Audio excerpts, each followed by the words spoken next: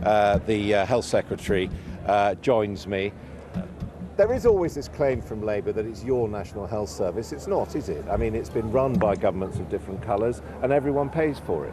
Of course, it's the nation's National Health Service. So why it's everybody's do you come here and say we National built this Health hospital? Service. You didn't build this hospital. Nothing better symbolises the progress that our National Health Service has made under Labour. Yesterday, the author of a King's Fund report said that the Conservatives left the NHS in intensive care in 1997. We have nursed the National Health Service back to health in that time. By putting up taxes, by having everyone pay for it. It's a good service today. It can be even better. At times it still falls short, but today we have a wonderful, rebuilt and refreshed National Health Service. Now, just ask me, because I had not answered this question. I had not heard this statistic before from the Prime Minister. He said 90% of people properly diagnosed with breast cancer and bowel cancer are now surviving in the NHS. Is that true? Cancer rates have come down. Cancer mortality rates have come down under the National Health Service. Is that true? 90% of those diagnosed are now surviving.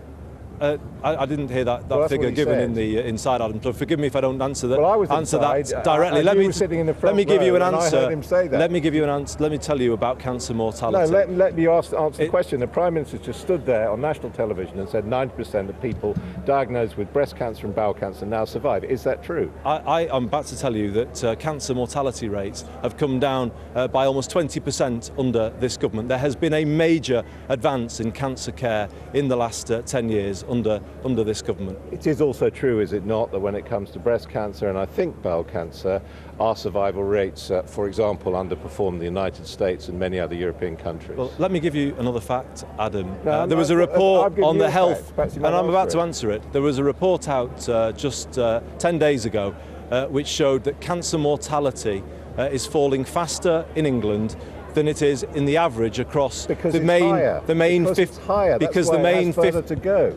main 15 countries of the European Union. Amongst men, I refer you to the report, amongst men, Britain has one of the lowest rates of cancer mortality across the rest. And as health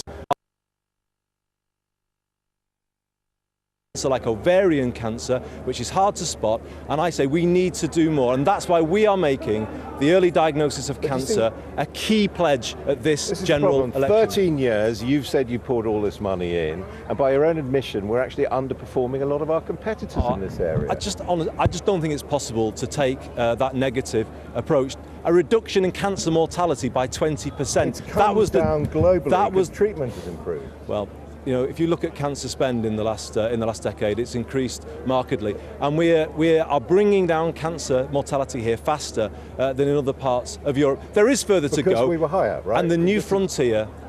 Because we were higher, because the Conservatives had not invested in our healthcare in their time in government. Now, you just said in there that you felt that what Andrew Lansley said about speed not being not being vital, not being what matters. Not being what matters. I mean, I suppose a Conservative would say, well, what we're going to do is ensure people get drugs that now they're blocked from getting under NICE, for example.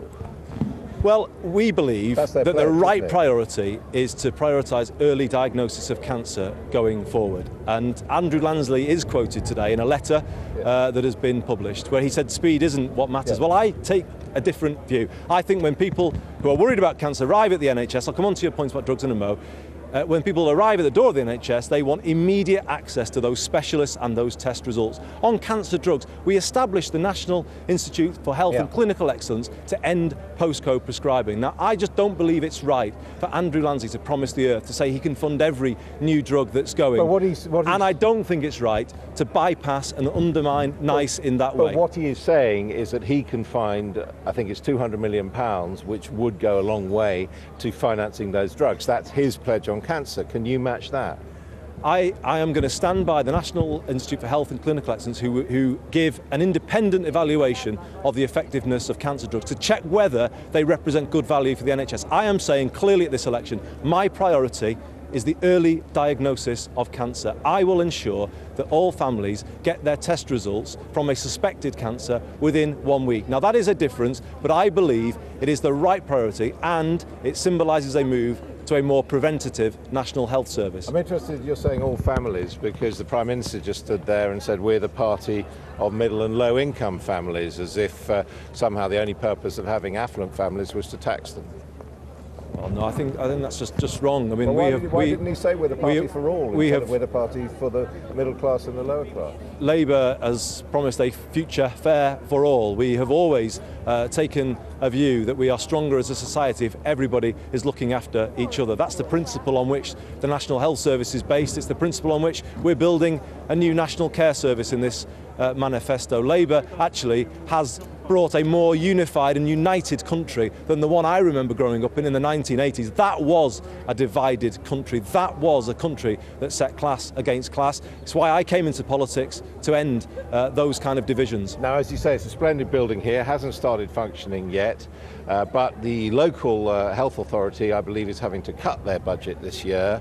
And by the time they pay for it, as I say, over a generation, they'll pay something like £2.5 billion for something which cost £600 million. Well, is that a good deal? I'm not sure your facts are right in this interview. The local health authority isn't having its budget cut this year. Like every primary care trust in the country, from the local health authority, like every $2 million, they said they've had to cut. Like every primary care trust in the country, they have 5% growth in their finances this year. Yes, they may be looking at the services and the way they spend that money, but they are not, I repeat, not having their budget cut this year. And this hospital, yes, it's been built through the private finance initiative, but what that did was it ended the queue for hospitals that Britain had always had. It meant that more communities could get a new hospital more quickly, and I will defend that policy because of what it has done. It has transformed the bricks and mortar of our NHS and given a better environment for our wonderful NHS staff to work in. Andy Burnham, thank you very much indeed. Back to you.